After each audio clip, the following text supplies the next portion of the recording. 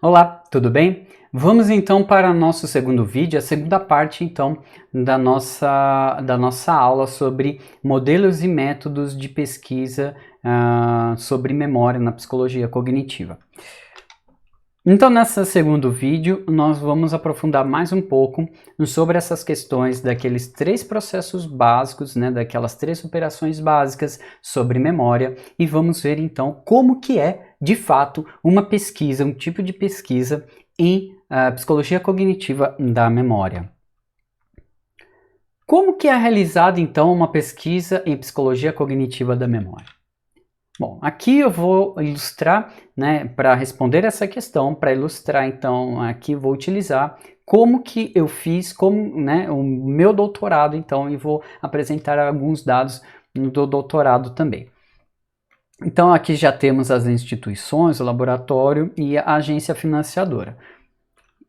Então, como que é todo o processo, como foi todo o processo para fazer essa pesquisa sobre memória humana? Então, primeiro a gente faz uma pesquisa de revisão de literatura, faz o projeto e vamos atrás de um financiamento para essa pesquisa, seja ele por meio de bolsas, como é mais comumente no Brasil, né, bolsas para os pós-graduandos que então vão fazer as suas pesquisas de mestrado e doutorado, tá? Quanto também o financiamento, algumas pesquisas que envolvem alguns gastos que vão além das bolsas, como alguns insumos ou outros testes, equipamentos que são necessários para a coleta, análise de dados, para que a pesquisa então seja feita, ok?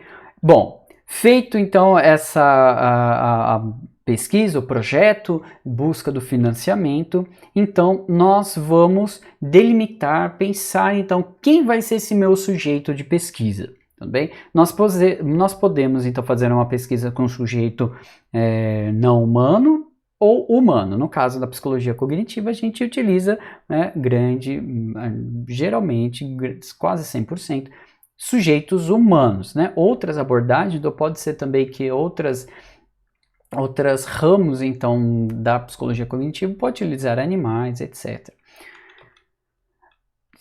Então, escolhido, bom, eu caracterizei para a minha pesquisa, quem que são os sujeitos de pesquisa? São pessoas, então, né, independente do sexo, de 18 a 35 anos, né, que é uma faixa de, né, por ser adultos, e também não podem ser, né, não, são jovens adultos por conta da memória. Ela começa a ter um declínio à medida que vai se avançando a idade. E também, para o meu experimento, para a minha pesquisa, não poderiam ser leitores em línguas chinesas ou chinesa ou japonesa. E assim a gente vai entender logo em breve. Essa caracterização, então, já é onde que eu vou selecionar, vou incluir ou vou excluir as pessoas, os participantes da minha pesquisa. E também, né, tem que ter, se usa óculos, no dia da pesquisa tem que trazer o óculos ou lente, ou seja, tem que corrigir quando tem distorção da visão. Bom, feito isso, eu já sei quem é o meu sujeito de pesquisa, está caracterizado o meu sujeito de pesquisa, eu fiz então o meu delineamento, eu vou mandar esses documentos, então, esse planejamento, esse projeto, para o comitê de ética e aguardar a aprovação do comitê de ética, e se tiver ressalvas, eu vou reorganizar, né, refazer o que o comitê está pedindo para que eu arrume e seja aprovado. O comitê de ética vai ser responsável, então, pela integridade do meu sujeito de pesquisa. Então, tem que estar dentro de um regulamento ético, né? Tem toda uma organização a respeito, então, desse meu sujeito de pesquisa. Bom, tendo, então, o meu comitê de ética aprovado, e assim como foi, eu vou convidar os participantes. Aí eu tenho que lançar mão de várias estratégias para que as pessoas venham, né, de forma voluntária participar da minha pesquisa científica, então. Aí tem diversas possibilidades de fazer isso. Eu posso desde conversar pessoa a pessoa, como fazer, né, como nós fizemos no laboratório, nós temos feito no restaurante universitário, nós colocamos algumas propagandas, nós acabamos entrando em contato com a imprensa local, né, da cidade, para pedir para a população ir participar, e também nossos conhecidos nas salas de aulas, a gente vai pedindo, e assim conforme, né, os alunos de graduação, pós-graduação e quem mais se enquadrar na pesquisa, a gente foi chamando ao longo da coleta de dados. Essas pessoas então foram até o laboratório de psicologia cognitiva, onde que tinha uma sala experimental, onde que tem a maior parte de variáveis controladas, temperatura, som, etc., né, para que não tenha vieses na nossa coleta de dados. Pode também ter outras possibilidades, a gente pode ir até as pessoas. Por exemplo, se eu for fazer uma pesquisa com crianças em escola, posso então levar o computador para a escola e montar então a minha sala ou onde que eu vou fazer a minha pesquisa. Não necessariamente precisa ser no laboratório, mas no meu caso foi no laboratório, as pessoas faziam a minha pesquisa em um computador. E por fim, então, né, que estamos, agora eu estou terminando, já fiz as análises dos meus dados e agora estou então terminando a redação da tese e fiz algumas comunicações dos meus dados do meu projeto, então, em congressos, em seminários e outros tipos de divulgação. Então, uma pesquisa científica, ela deve ser comunicada, tanto em congressos, em eventos, como em artigos e livros. Todo o alinhamento experimental do meu doutorado foi da seguinte forma. Tivemos então três condições ali, três grupos de experimentais, sendo que um nós chamamos de baixa familiaridade, o segundo alta familiaridade, e o terceiro então de nomeação. Aqui eu falo nós porque é um trabalho em conjunto entre eu e o meu orientador. No caso desse meu doutorado. Para cada grupo, então eu tinha que fazer uma seleção de caracteres chineses que eram os estímulos que eu apresentei. Então no grupo 1, os caracteres chineses eram sempre inéditos, então eu não selecionava dentro de um banco de caracteres chineses que eu construí e ia aleatoriamente apresentando a cada prova novos caracteres chineses. Para a condição 2, eu fiz uma seleção de 10 caracteres aleatoriamente nesse banco de dados e eles eram repetidos durante todo o experimento na condição 2, sendo que cada pessoa participava somente de uma condição. Na condição 3, também selecionei outros 10 caracteres. A pessoa, então o participante, ele passava por um treino de aprendizagem desses caracteres em suas características semânticas, auditivas e visuais. E após esse treino, ele ia para a tarefa de memória propriamente dita, onde que esses 10 caracteres eram repetidos durante toda a tarefa experimental. Então, essa a minha tarefa, então, né, a de experimental, a prova que as pessoas tinham que executar, elas eram compostas de 240, né, provas e eram divididas, cada experimento, então, era dividido em 3 blocos para nós analisarmos ao longo do tempo. Então, como que era lá no computador a apresentação de um estímulo, como que a pessoa via aquilo, como que ela respondia, qual que era a experiência da pessoa ali no computador. Primeiro era apresentado um ponto de fixação, que é uma cruz no meio da tela, por 500 milissegundos. Depois um estímulo, que é um caractere chinês, por 133 milissegundos.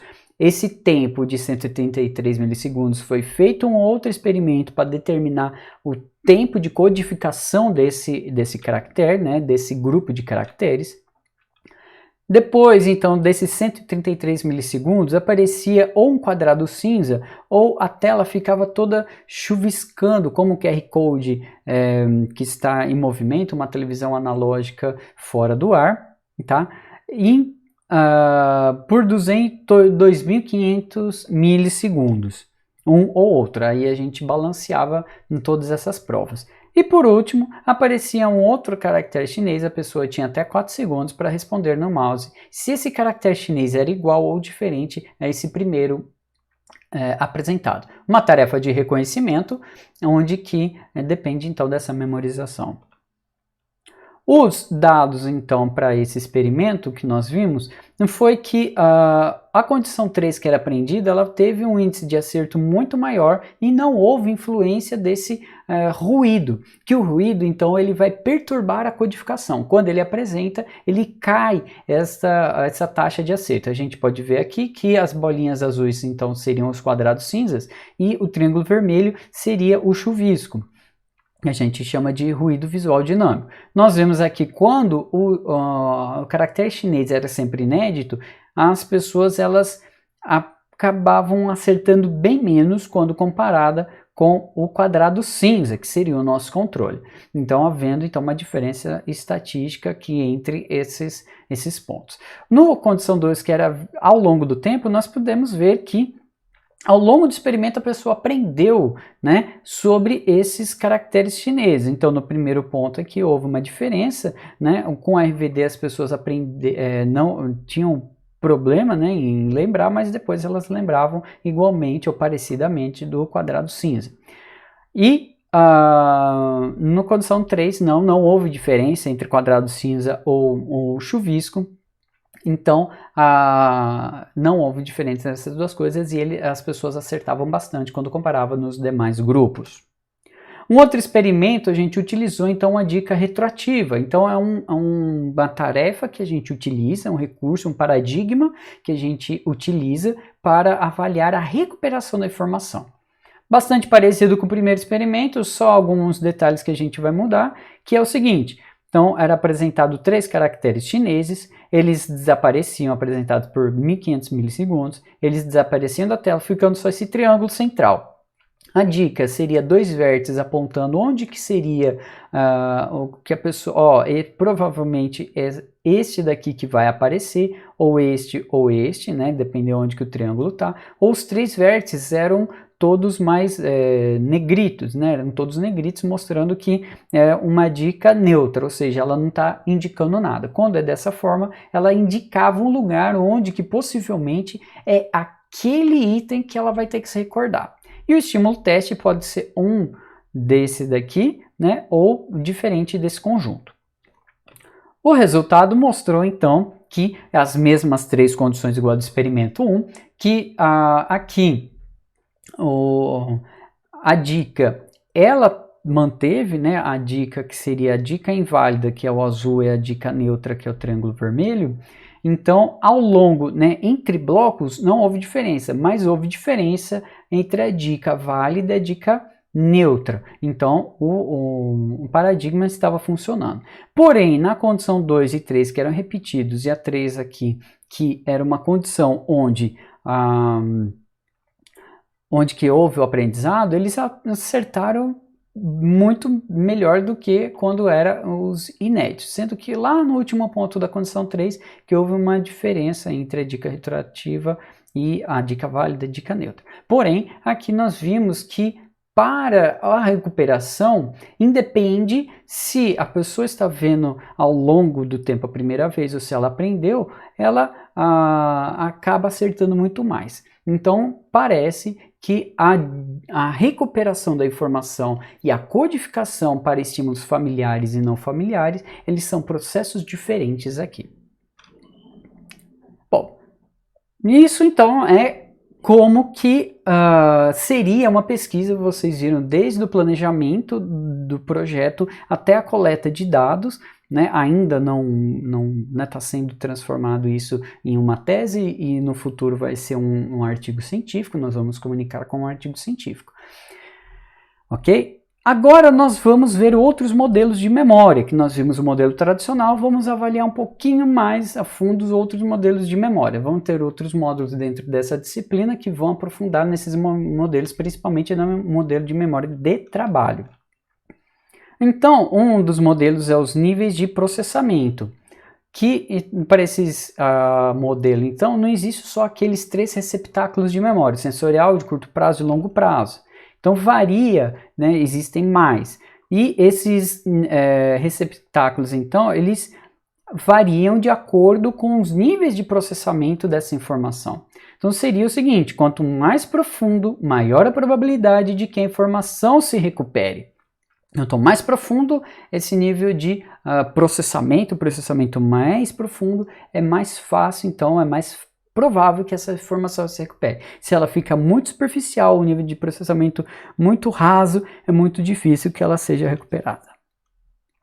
Quais níveis de processamento, então, né, possíveis? Então, seria, por exemplo, o nível de processamento mais básico, físico, né, que é a base de processamento é a característica visual das letras, por exemplo. Um exemplo seria a palavra mesa. E a pergunta é, a palavra está escrita em letras maiúsculas ou minúsculas? Então, é só um reconhecimento visual da grafia. O fonológico, então, as combinações de sons e letras, por exemplo, a palavra gato, essa palavra rima com mato, então a pessoa tem que responder sim ou não. Então ela está avaliando a parte sonora dessa palavra. E o semântico, então, seria o significado da palavra. Então a palavra, por exemplo, narciso, a pergunta poderia ser, a palavra significa um tipo de planta? Então eu tenho que ter uma codificação semântica e eu tenho que entender o significado dela. Então não necessariamente é só uma relação visual da palavra narciso, às vezes eu não preciso nem saber, poderia ser uma palavra em alemão aqui, por exemplo, e eu ia saber se estava em letra maiúscula ou não. Outro modelo seria um modelo de integração, e aí sim a memória de trabalho. Aqui nós estamos trazendo esse modelo do Baddeley, né? Aqui já é de 2007, porque foi passando por vários estágios, então desde quando ele propôs 74 até 2012, e vai se modificando o Baddeley, o próprio autor, ele foi modificando seu próprio modelo e deixando ele mais robusto. Então esse modelo de memória, ele entende que é uma memória em caixinhas, né? Ele fala isso no seu livro, e cada parte é responsável por uma determinada função dentro desse construto de memória de trabalho. Então ele vai trazer que tem o executivo central, onde está a atenção, e ele vai organizar todos esses processos. Temos o esboço visoespacial, onde vai trabalhar informações visuais, o laço fonológico, então vai trabalhar as informações auditivas, né? Tem a memória de longo prazo, então aqui a memória de longo prazo tem a parte sensorial, né, as informações sensoriais vão passar a memória de longo prazo então vai dar suporte para a memória de trabalho. Memória de trabalho, então, seria tudo isso daí, ela vai processar essas informações, né? Então seria o raciocínio, onde ela vai trabalhar com todas as informações, vindo da memória de trabalho de longo prazo e devolvendo para a memória de longo prazo.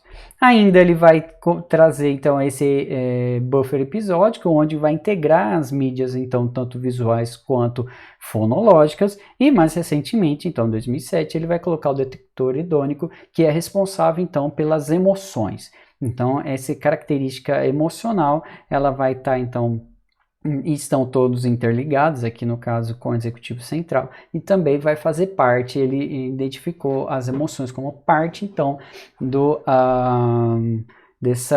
desse processamento dessa informação.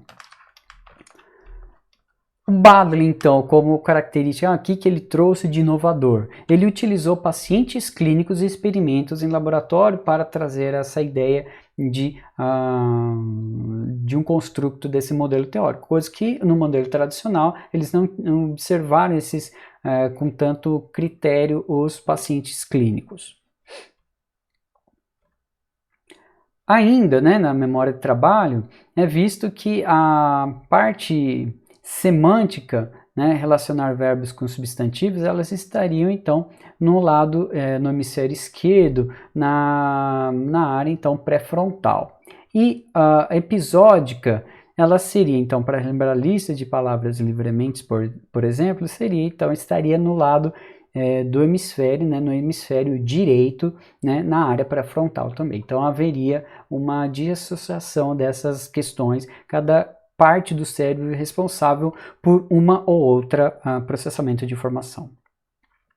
Esse outro modelo, então, esse modelo mais integrador aqui, né, que colocado por Squire, Zola e Morgan, então seria que esse outro modelo, a memória, ela é dividida em memória declarativa e memória não declarativa.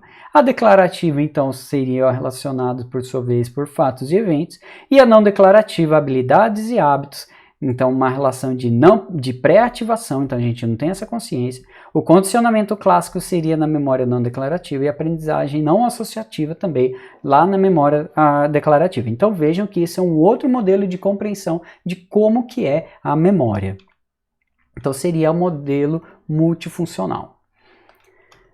Então, os três processos interdependentes, como a gente já viu no outro vídeo, a codificação, armazenamento e a recuperação, então são essas operações, né, mais básicas da memória. Nós temos, né, que é a codificação, que é a relação sensorial, que modifica para a representação mental, o armazenamento, que é reter informações codificadas, e a recuperação, que é o acesso às informações armazenadas. Né? Vamos dar uma olhada, né, um pouquinho mais dessas operações. Então, codificando e transferindo a informação. Vamos ver primeiro no armazenamento de curto prazo, como que isso se dá. Esse armazenamento, nós vimos que ele é temporário, né, e é de uso, ou seja, a gente está utilizando, vamos dizer assim, é uma memória, é um armazenamento, então, onde que está a memória online, a gente está utilizando agora. E Conrad, 1964, fez um experimento onde participantes deveriam memorizar letras, né? E ele viu que as participantes se confundiram com os sons parecidos. Por exemplo, trocavam, na hora que eles tinham que falar, né, qual letra que era, trocava F por S, V e P por B, por exemplo. Então, houve uma confusão por conta da sonoridade dessas letras. Então, portanto, parece que codificamos as letras como essas soam e não como elas são. Então, isso fazendo uma avaliação no armazenamento memória de curto prazo. Isso é um exemplo, então, de experimento, né, de avaliação. Agora, vamos ver como que é o armazenamento de longo prazo.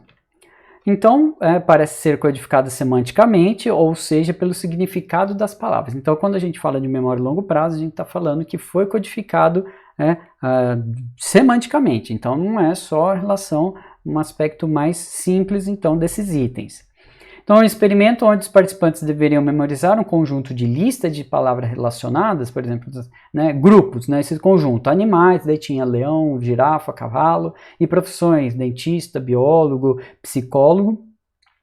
As palavras eram apresentadas aleatoriamente, então os pesquisadores eles tinham esses grupos, esses conjuntos, mas na hora de apresentar, não apresentavam em conjunto, apresentavam tudo aleatoriamente. Então, cavalo, depois psicólogo, depois girafa, depois médico, e assim vai. As pessoas, então, numa tarefa de recordação simples, elas lembravam em conjuntos. Então, elas lembravam, né, psicólogo, biólogo e depois cavalo e girafa. Então, era tudo agrupadas em conjuntos.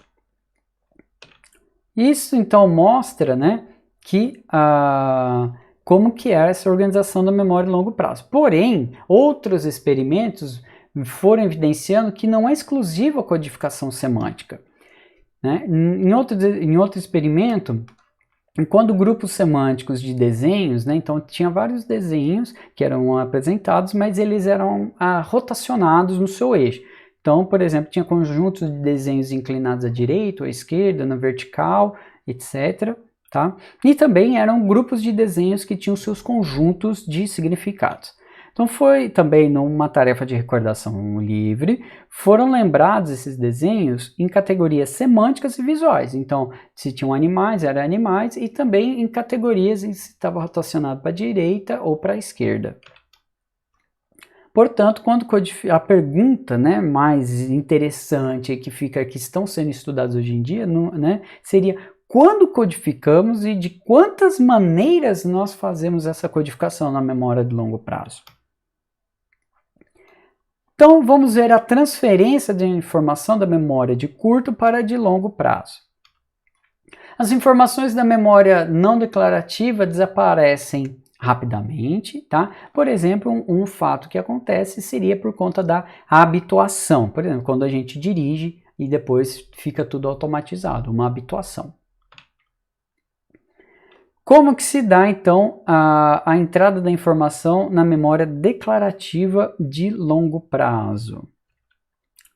Uma das possibilidades que a gente pode fazer é prestar atenção deliberadamente à informação, ou seja, a gente faz um esforço para prestar atenção naquela informação. Fazer associações entre novas informações com aquilo que já acontece, então, ou seja, a consolidação dessa informação, né? E nesse caso o estresse pode ajudar ou prejudicar, depende do quanto que estresse aí está sendo exposto a essa pessoa. A consolidação, então, ela é suscetível à distorção ou ruptura dessas informações. Aqui nós temos a transferência da memória de curto para longo prazo. Uma das possibilidades é um ensaio. Nós temos aqui o Ebbinghaus, o Hermann Ebbinghaus, que é um pesquisador muito conhecido por conta da sua curva de esquecimento. Tá? Então aqui a recitação repetida de um item seria esse ensaio. Então, alguns pesquisadores, que o Ebbinghaus, ele tem essa curva de esquecimento que nunca ninguém conseguiu contestar, mas pesquisadores posteriores, depois, foram acrescentando algumas outras observações nessa observação de Ebbinghaus, que fez lá em 1880, 1890. Então, a recitação repetida de um item, tá? Ela é interessante, ou seja, esse ensaio ele é interessante para manter na memória essa informação. Só que a gente tem que repetir e pensar na palavra, não repetir na palavra. Por exemplo, eu vou repetir a palavra pensar, eu tenho que memorizar, eu só falo pensar, pensar, pensar, mas eu não penso na palavra pensar. Então tem que ficar repetindo e pensando nessa palavra. Então, em 1985, a curva de esquecimento de Ebbinghaus, que essas outras características foram somadas à observação dele. Que seriam então o quê? Depende de como as pessoas adquirem as informações. É necessário uma prática distribuída, ou seja, espaçada ao longo do tempo. Isso é caracterizado o efeito do espaçamento. Então, por que isso? Um contexto, então, seria assim. Se eu estudar para uma prova num dia só, não vou ter tanta probabilidade de lembrança quanto se eu estudar ao longo de todo um semestre, porque tem efeito do contexto. Então foram visto que possivelmente seria o efeito do contexto e a influência do sono para que consolide essa informação com muito mais propriedade. Então as memórias, nós vimos que elas são organizadas, tá? E é possível mostrar isso através das tarefas de recordação simples, como a gente já viu, tá? Então seria isso como que seria essa transferência em relação à organização da informação. E também tem alguns dispositivos mnemônicos, algumas estratégias mnemônicas, então, que as pessoas acabam utilizando no seu dia a dia ou outras pessoas. Seria então agrupamentos por conjuntos de categorias, então pegar as informações, por exemplo, organizar a lista de compras pelo tipo de alimento, imagens interativas, por exemplo, a gente tem os seguintes itens para memorizar: meia, maçã, tesoura. Então a gente pode imaginar uma tesoura cortando uma meia com uma maçã dentro. Então uma imagem interativa com todos os itens. Sistema de palavras associados, que seriam métodos de localização, pontos diferentes. Então a gente imagina, um caminho que a gente faz sempre, a gente tem muito claro na nossa memória. Nesses caminhos a gente vai pondo alguns pontos de referência. Por exemplo, a gente tem que lembrar então, maçã, meia e tesoura. Então estou indo, daí tem uma casa que me chama muita atenção. Nessa casa, o telhado dela tem formato de maçã. Ando mais um pouco e tem uma fábrica onde tem uma chaminé. Essa chaminé tem uma meia na ponta. E por último, eu chego, passo por uma igreja. Essa igreja, a torre dela parece uma tesoura que está cortando o céu. Então eu estou fazendo esse sistema de palavras associados junto com essas referências.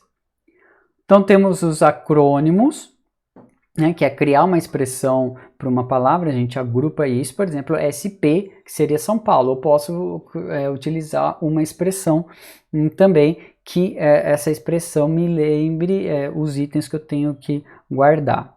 Ou acrósticos, que seria utilizar uma frase. Por exemplo, essa frase: meu velho tio mandou o Júnior saborear umas 9 pizzas. Isso seria para a gente guardar tanto a ordem quanto os planetas do sistema solar. Tudo bem que Plutão não é considerado mais mais um planeta, né? Mas como é um método antigo. Seria Mercúrio, Vênus, Terra, Marte, Júpiter, Saturno, Urano, Netuno e Plutão. Tá? Então esse seria um acróstico. Então esses são métodos então de mnemônicos. Mas quais as aplicações então da psicologia cognitiva? Então a gente pode, para melhorar o nosso estudo, por exemplo, se utilizar então do efeito de espaçamento, então estudar ao longo do tempo e não um dia só, a gente pode fazer aqueles ensaios, essas repetições em qualquer momento do nosso dia, né, pensando nessas informações, organizar essas informações, então agrupá-las e organizar fica muito mais fácil para a gente memorizar, aprender. E, por vezes, então, utilizar os métodos mnemônicos para aprender. Estou com muita dificuldade de saber qual é a ordem dos planetas, então uso um acróstico, por exemplo. Em relação à recuperação da memória de longo prazo, então a gente, né, tem que a disponibilidade dessa informação, né, que é a presença de informações armazenadas na memória de longo prazo, e a gente depende então da acessibilidade também, que é o grau em que podemos ter acesso às informações disponíveis, né, que confere então esse grau de desempenho. Então a recuperação depende basicamente da disponibilidade, da acessibilidade de memória a longo prazo, e as tarefas a gente utiliza as que a gente já viu até agora. Então a revisão do que nós vimos nesse módulo, então, nós vimos o que é memória, depois nós fomos para codificação, armazenamento e recuperação, essas 3 operações básicas da memória. Vimos então alguns modelos de memória, modelo tradicional de memória de trabalho, multimemória. Vimos os processos mneméticos então envolvidos, né, em toda essa pesquisa da memória e codificando e transferindo essas informações da memória de curto para de longo prazo. Nós vimos também, lá no começo, vimos um pouquinho lá da memória sensorial, etc. A referência para essa aula desse módulo, então, são os capítulos 5 e 6 do Psicologia Cognitiva, né, do Robert Sternberg. Ficamos por aqui, então, aqui meu e-mail, geomarques@usp.br, para quem precisar entrar em contato. Me despeço aqui, bons estudos e nos vemos numa próxima oportunidade. Um grande abraço e até breve. Tchau, tchau.